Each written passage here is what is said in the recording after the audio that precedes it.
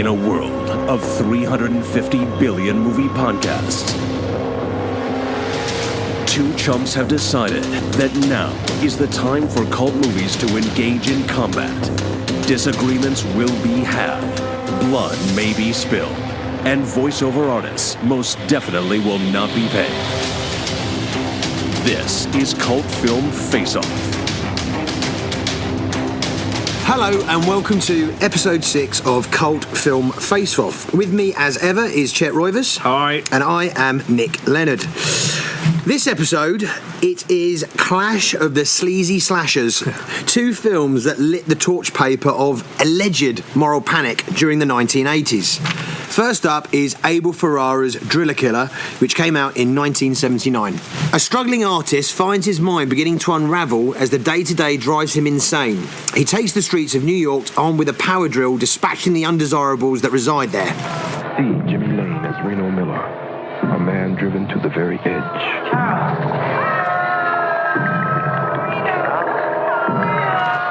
And then beyond.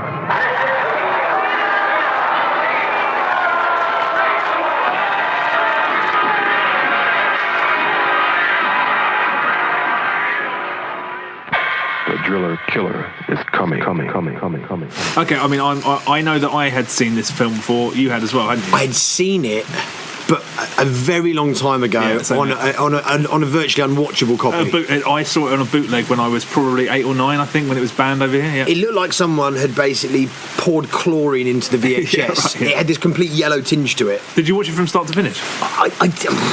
Okay, just trying to remember. Did I watch it from start to finish? I don't even fucking remember the ending. I think it was so unwatchable I couldn't even finish it. I think the copy was so unwatchable. I didn't get to the end of it. Yeah, that was the similar for me. And then when it finally got passed by the BBFC in the late 90s, I think it was late 90s. It came out uncut. Yeah, and I watched it, and it was similar to Henry Portrait of a Serial Killer, which came out in the mid-90s as well, where I was too young to appreciate it. I wasn't looking for it. So I was going back to this. I thought, I'm going to go back and watch this film that's absolute rubbish. When I was a kid, when all of the magazines, when when the video nasties were still banned over here, periodically they do like a retrospective and say, and all of them would be like 1 star, 1 star, 1 star, and then it'd be like 5 stars, Driller Killer. You can talk about the video nasties all you like, but Driller Killer, this is a serious film for serious, and that made me hate it even more. So going back to it, I was a bit trepidatious. How did you like it now in 2016? It's a really grubby film. Yeah. I mean, it's very much got a sort of snuff movie sort of sensibility to it. You can see. I mean, the whole thing about the DPP list is that films are getting on that list off the covers of the video themselves, as opposed there's videos that you find of people, highfalutin people of the BFC who'd never actually seen the film, but the front cover is obviously extremely inflated. I think James Berman said that if Driller Killer was called something else and it didn't have that title, it wouldn't have been banned. I'm pretty sure that he said that. Going back to it, I just thought it was consistently interesting, but it is you don't feel clean watching it, right? Especially because Abel Ferrara, who plays the lead role under a pseudonym, he's just a disgust. The way his jaw's always jutting out, and he's always unshaven. His hair's kind of swept over with what looks like sweat, and he's got his shirt open. And he's just there. He's not a particularly nice person. I found it really hard. One of the scenes that I found most hard to stomach was actually him eating pizza. Oh yeah, that was really fucking disgusting. That's a weird scene, actually. I mean, I thought that was one of the weirdest scenes of the film. But did you watch the version that has the notice at the beginning that says you must play this film loud? Yes. Yeah. Which was interesting because it has a lot of experimental electronic music in it, which kind of I think. Well, that's the part of the film that I found. Yeah. Apologies in the change in our voice. We had to retreat hastily from outside to come inside because it's absolutely hooning it down. Yeah.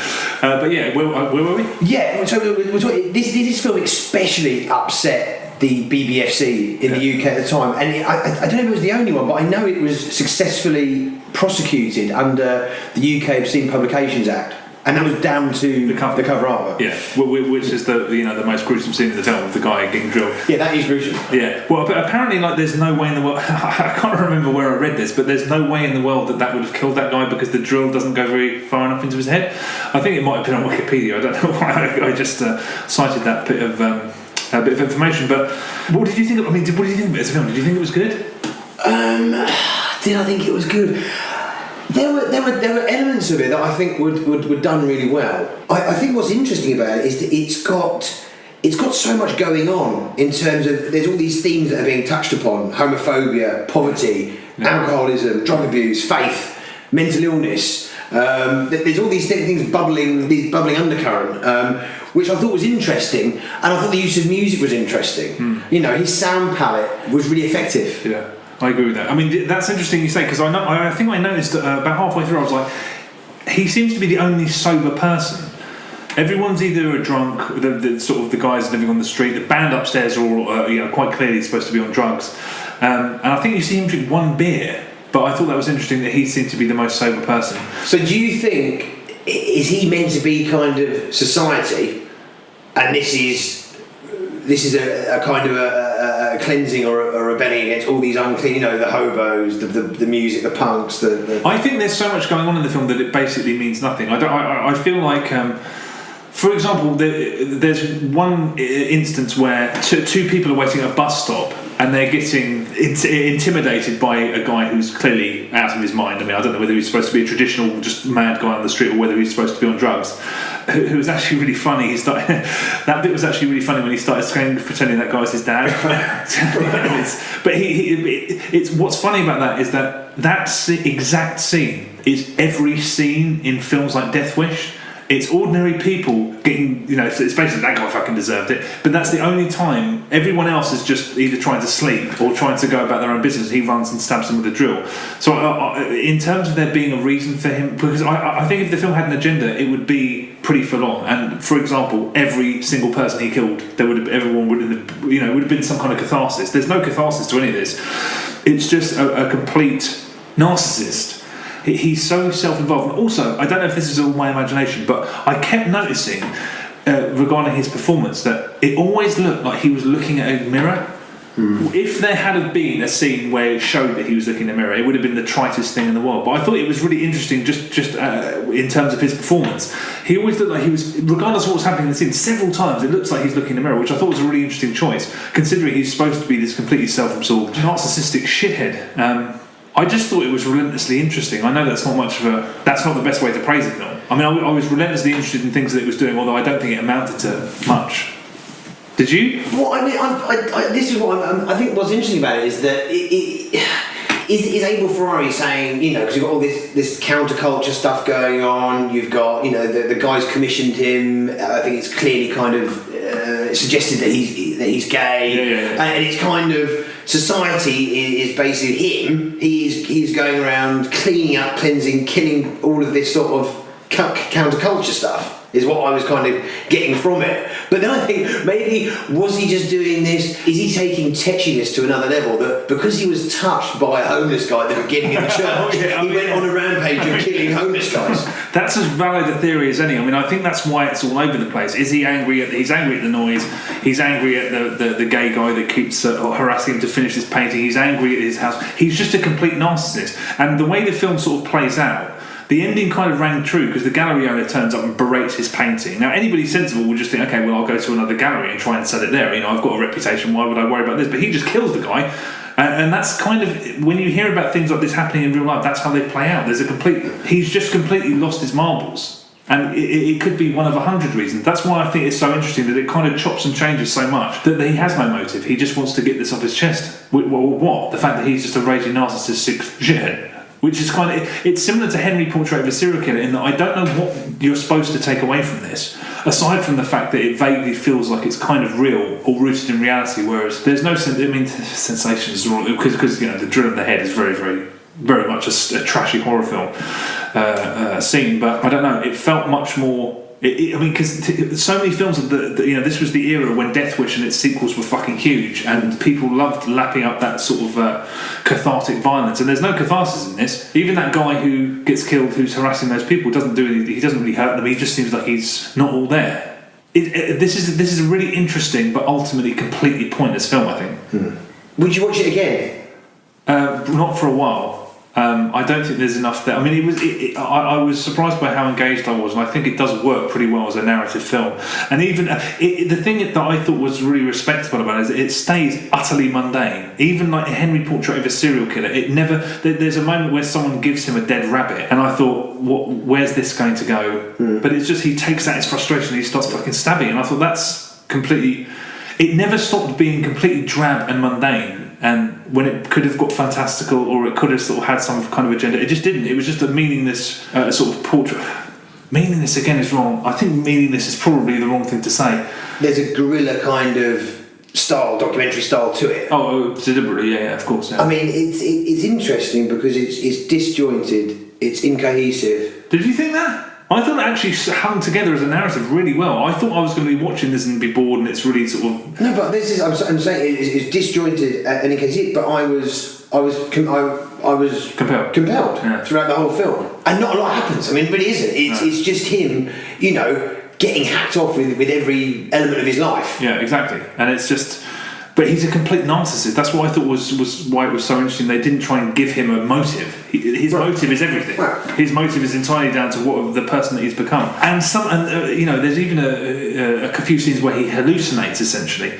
And they were partially because of the music. They were way more unsettling than the kind of things you normally see. They really put me on edge. Like the scene where it's kind of got that red tint, and he's shaking his hair like that. There's one really strong image. There's one that's prolonged where there is that, and then there's, I think, his girlfriend's walking through, and then there's like a rabbit's mask or something. You kind of half see things, but it's the jabs, the electronic jabs on the soundtrack that really just, for the first time in probably years, horror films made me just feel like, I kind of looked over my shoulder and just felt like so that is to be commended. I mean, it's a film that I probably wouldn't feel totally comfortable talking about until I'd seen it probably about 5 times. I think I'm not sitting here prepared to say, it's a masterpiece, like I know so many people have done, whereas some other people think that it is just completely worthless crap. I'm not somewhere in the middle. I'm leaning towards the first camp, but I'd say it's just so much better. It was way more interesting than I thought it was going to be. Yeah, me too. Having seen it as a kid, admittedly I didn't know jack shit when I was a kid. It's like Henry Portrait of a Serial Killer. I thought I was going to go back and watch this fucking drab and boring and badly made film and find it not interesting. But the word I keep coming back to is interesting. It is a really interesting film. I don't entirely know what it means, if indeed it means anything. But I'm sure this is a thing to kind of look into. I'm sure people have derived a lot of kind of meaning through things, which obviously can get really kind of wafty. Yeah. But I think there's probably stuff in there that deserves kind of rooting it out with watching it again. See, the thing is, I think that probably the best episode we could have done is Henry Portrait of a Serial Killer versus Driller Killer, because although Driller Killer isn't based on a real person, it's firmly, perpetually rooted in some kind of reality. I don't think it's like Henry. You're kind of not supposed to come away with anything other than the intense realism of it. I mean, in Henry's case, it's seeing the proximity of those characters and one effectively make the other one so much worse than he was before. But I should have watched this 5 times so that I could talk about it. But I think ultimately I would come away with the fact that it's just a very, very bold film about fucking jack shit. Like Henry, it's one of those films that I can imagine a lot of people thinking, why would anybody watch this? But it only exists to counter every other film that's even vaguely like it. I mean, if you've ever enjoyed a Death Wish film, this is the complete opposite. You get no pleasure from this, and it's just...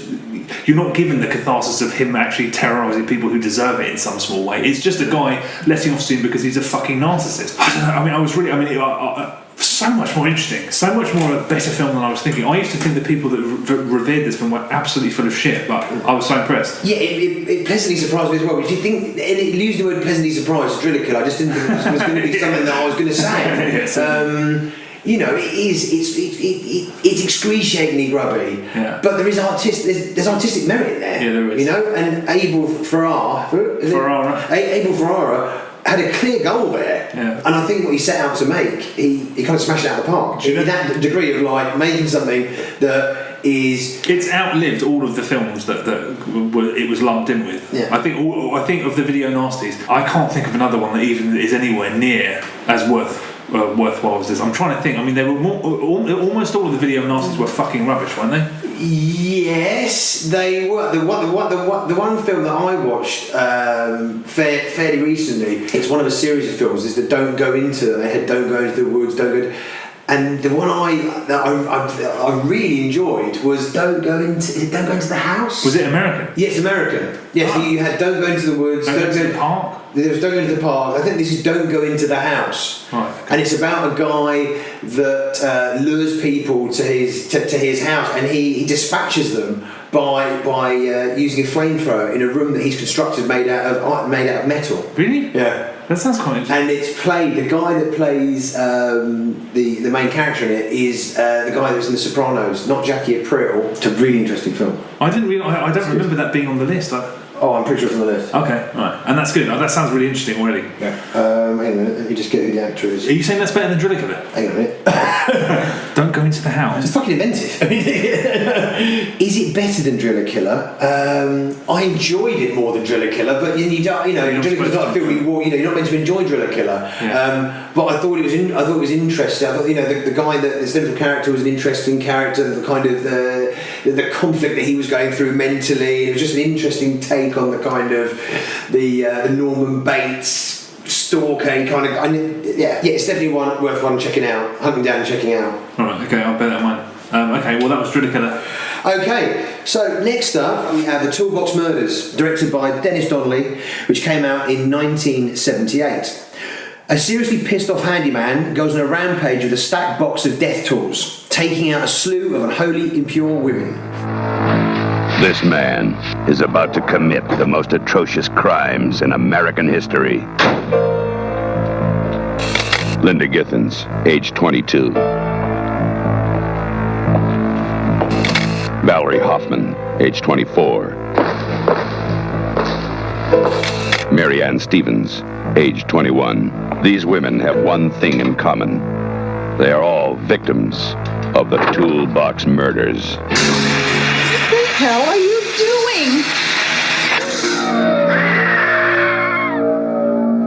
The Toolbox Murders, a true story. When you stop screaming, you'll start talking about it. Okay, The Toolbox Murders. Right, I had not seen this before, and I kind of wish I hadn't watched it now. How do you feel about The Toolbox Murders? It's a really odd film in the fact that it has a complete switch of tone. Yeah. The first 20 minutes plays like it's like a classic Italo Giallo. It's like people are getting offed consistently for the first 20 minutes. Then it goes into this kind of police procedural. It's a completely uneven structure. One murder scene really did hit the nail on the head, though. Oh dear! Oh my gosh! It was clearly made off the back of the success of the Texas Chainsaw Massacre. Yeah, clearly. Based on a true story. Yeah, I don't think this had anything to do with any true story. I think they just completely made that up. Positives on it, the way it looked, some of it was shot really well, and do you know who the DOP was? No. It was a guy called Gary Grover, who was Orson Welles' DP in the 70s. What? Really? Who shortly went on to make porno films after he did this. Okay, well, did you know that Abel Ferrara, the film he made before Driller Killer, was a porn film? No. Yeah, he was making porn films. Yeah, and I suppose that's an interesting. I mean, Abel Ferrara is an enigma, and I don't really understand the guy. But yeah, sorry, completely off topic. Yeah, I mean, the film. I mean, it's kind of. I can't remember the last time I watched a film that had so many instances of overacting and underacting. Yeah, right. Yeah. Do you know that it's Stephen King's favourite horror film of the 70s? No, it isn't. No, it is. Are you serious? Yeah. No, it isn't. Is it really? That's right. Stephen King does have weird. He does have weird flights where he either likes or recommends something that's just like what. I mean, because I thought this was a terrible film. I thought everything about it was amateurish. I thought even there was no suspense because everybody in the film is a fucking idiot. I mean, one of the first kills, a woman's being chased by the guy with the drill. Most people, when they manage to get a door between them and the drill, would not put their backs to the door, but that's what that woman does. They rarely scream. I mean, there's a couple of instances where you see the whole of this apartment block turn, someone screamed. And yet, when there's the death scenes, there's no screaming. And you're just like, well, I mean, everyone can hear you. I don't know. I mean, this is just one of those films that's just so bad, it fucking pissed me off. You seem to actually have decent things to say about it. Well, I understand about it. The decent things to say about it were, it looked good. The first 20 minutes, the first 20 minutes, I was engaged. I was like, this is horrible. This is really nasty. Yeah. It's dumb. It was really stupid. As soon as the police are investigating the first crime, the said killer enters the scene and says, "I can't stand the sight of blood," and you can see quite clearly from when he has the ski mask on. It's clearly the actor. It doesn't hide the fact that it's that actor. That was one of my favourite bits because anybody watching this, I reckon it would take less than a second from when his head appears in the frame. Despite the sort of misinformation about how it can't be him because he hates the sight, but whatever they're trying to do, it's like a whodunit for a short period of time. There's no way anybody watching this would not say, okay, well that's the killer. Why are they even bothering to try and pretend it's not him? Of course it's him. Absolutely fucking stupid. The other funny thing about that first crime scene is that all of these police are doing their jobs, taking evidence and taking photographs, and half the fucking apartment block standing there looking, oh god, this is so sad. It's on a crime scene, looking at all these dead people. I mean, this is one dumb film, and it annoyed me anyway. I tell you what I did like. Oh, go on. Yeah. What I did like was the intercutting from the murder from the very beginning of the film to the hand falling down. Oh, I see. Right, yeah. The intercutting that was actually done really nicely. Why did they do that again? Was there any reason for it? Just to start this? I can't. It was just I think it was just pure style. It wasn't anything to do with the narrative or linking to what had happened. It could have been clever like that. It could have linked up to something. It could have even referenced the fact that it could have referenced his daughter that he had lost in some way. That would have been quite. But I just thought technically that was done very well. Yeah, I mean I can't argue with that, but it made. I mean I am clinching at straws to find positive things about this movie. The violence was way too much for me. I thought it didn't know when to quit, and there's one of the first kills is a woman in her underwear dancing by a window, which it reminded me of. You've seen Blowout, obviously, which is De Palma having a pop at those films. But the film that John Travolta's editing in the beginning is loads of like half-naked women dancing by windows so everyone can look in at them, which is just it's completely idiotic. There was a scene where he's looking. Are you talking about? But there was actually a scene where he walks out and he looks out into the block and there's two windows. It's like that's so idiotic. And I honestly thought to myself, how long is it going to be before a woman starts masturbating in the bath? 20 minutes in, a woman starts masturbating in the bath, and that's the end of her. It's all of the violence is just really protracted, and it really revels in it. It's one of those totally sleazy, shitty. I mean, the director, I think his most notable credit is that he used to direct, episodes of the A-Team. Well, he never did a feature film after this. He was resigned to TV. Forever after. Yeah, it's not a distinctive or even. I mean, there are several thousand what seems like appalling directorial choices. For example, the killer, while he's going about his business, there's times when he's humming. And I thought, is that supposed to be chilling? Because it's making this whole scene feel like a fucking really shit comedy.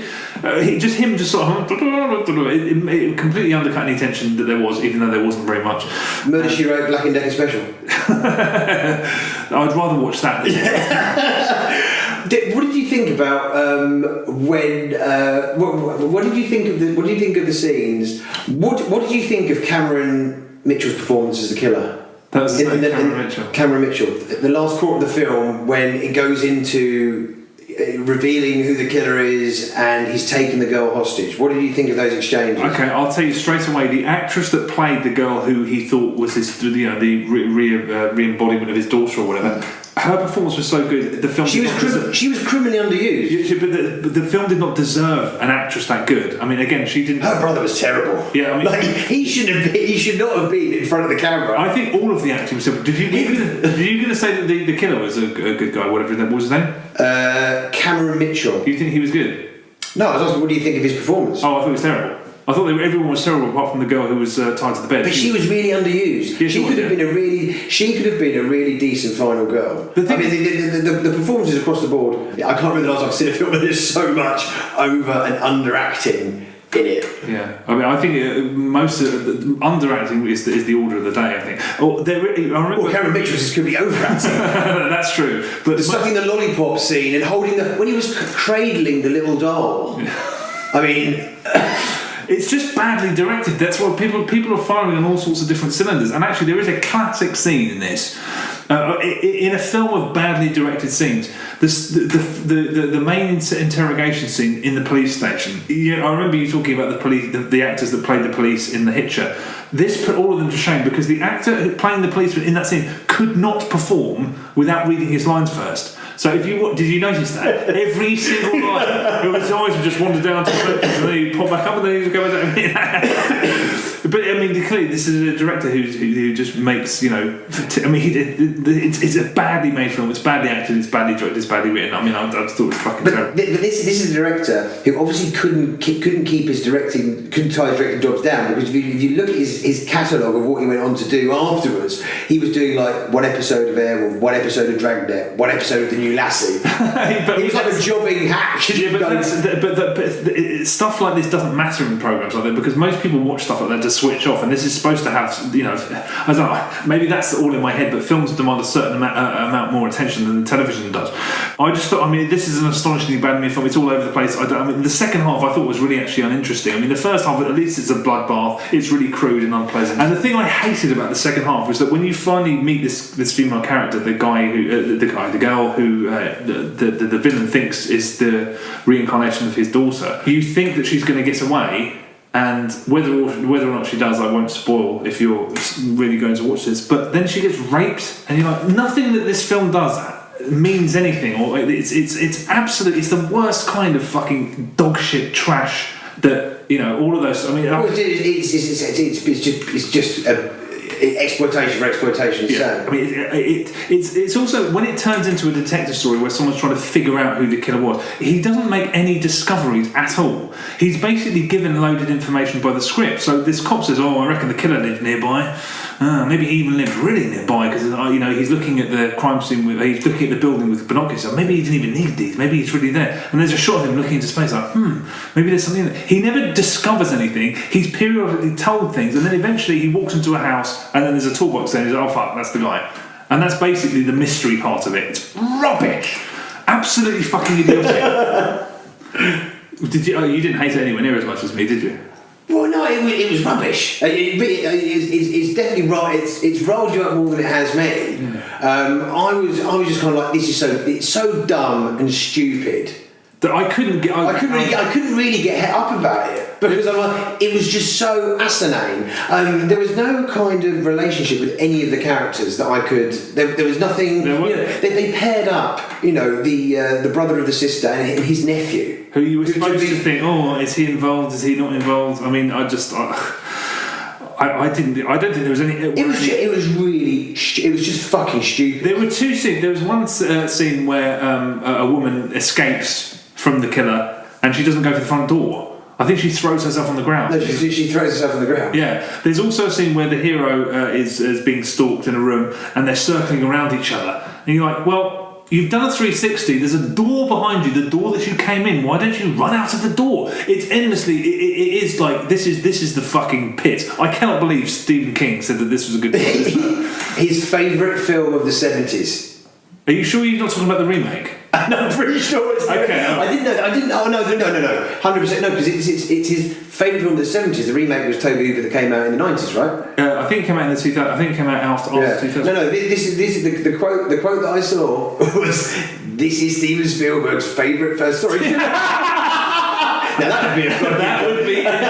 That would be true. This is Stephen King's favourite movie of the 70s. Well, Stephen King did make fucking Maximum Overdrive, so I don't think maybe movies there's a fault line there.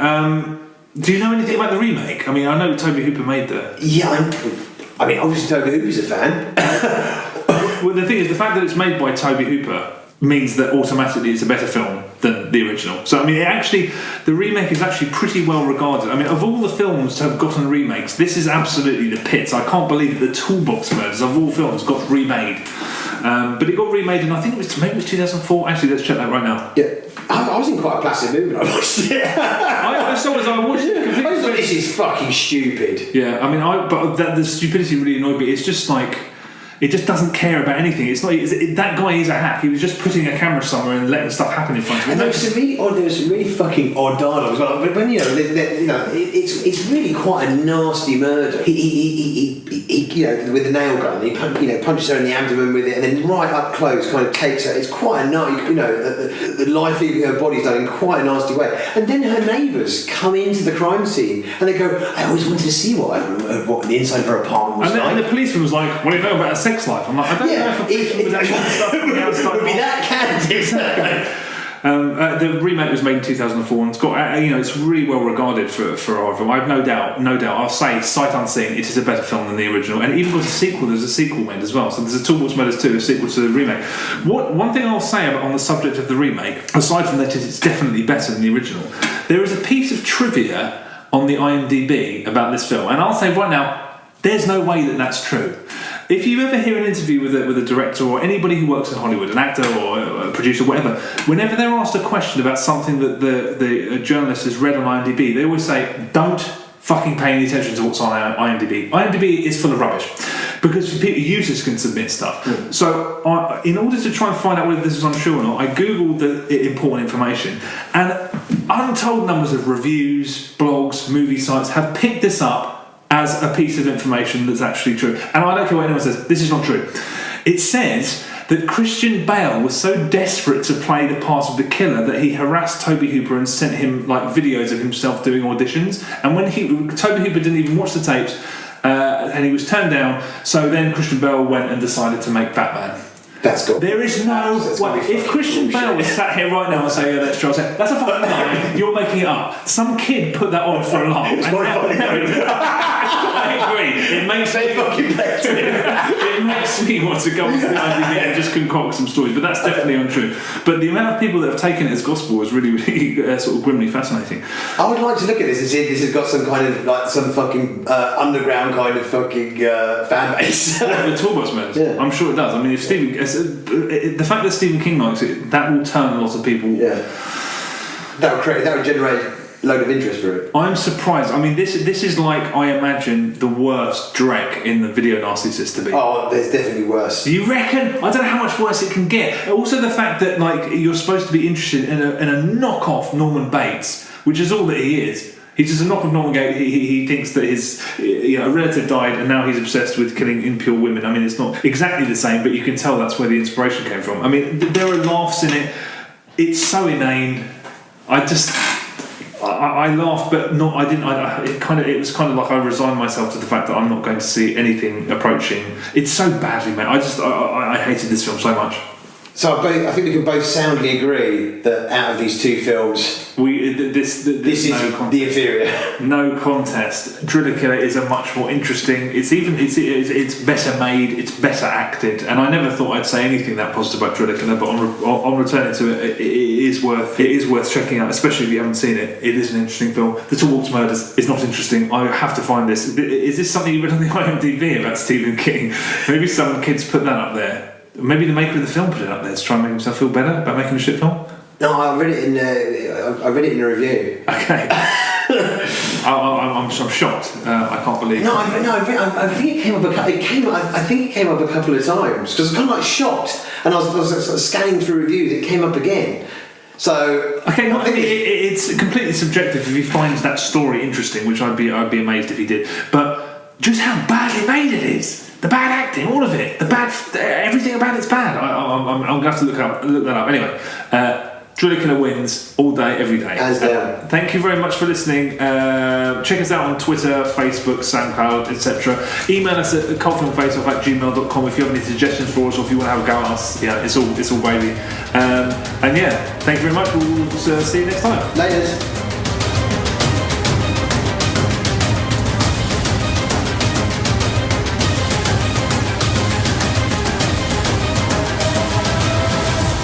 Cult Film Face-Off.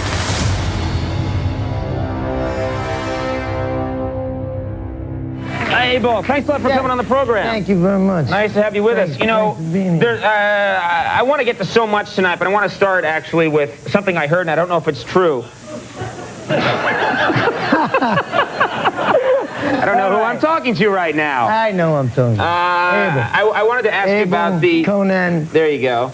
All right. Dennis. Cool. All right. You just passed our sobriety test here. All right. I know. What made when you first started directing? I heard that you saw one film. Before you started directing, you saw one film that made you want to get into pictures and be a director, and that film was Texas Chainsaw Massacre. Is that the case? It was Bambi. Well, 6 of one, half a dozen of another. But is that what you saw that movie, and that's the movie that made you want to be a director? Texas Chainsaw Massacre. Maybe the film that got me into the league of directing, into feature film directing. You saw that movie and you thought, I can do that? I said, if I can't do that, I better quit. Yeah. All right. Well, and then you did your first film. Driving. We used to go to driving. It'd be chased. You hear these chainsaws starting up in the background. It was a pleasant sound. You thought that was a pleasant sound, a chainsaw? I said it was a pleasant sound. Okay. At a local drive-in. All right. We grew up at a drive-in theater. Okay. Good deal. We're going to get those Stallone subtitles in here right away.